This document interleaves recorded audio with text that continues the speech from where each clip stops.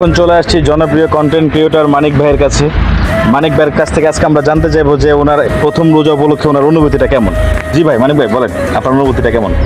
আলহামদুলিল্লাহ ভালো। বুঝছেন রনি ভাই, রোজা এটা হচ্ছে আল্লাহ তাআলার একটা নিয়ামতের মাস। আমরা চাও সবাই 30টা রোজা যেন রাখতে পারি, ওইটা আর কি।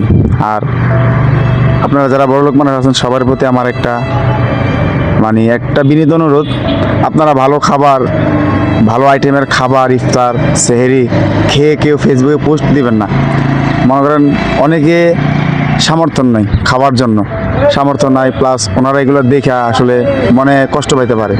আপনারা যারা ভালো ভালো খাবার খেয়ে, ভালো ভালো ইফতার অনেকগুলো আইটেম খেয়ে ফেসবুকে পোস্ট দিবেন, আলহামদুলিল্লাহ আজকে এইগুলো এই আইটেম দিয়ে ইফতার করলাম, আপনারা এগুলো থেকে প্লিজ একটু বিরত থাকবেন।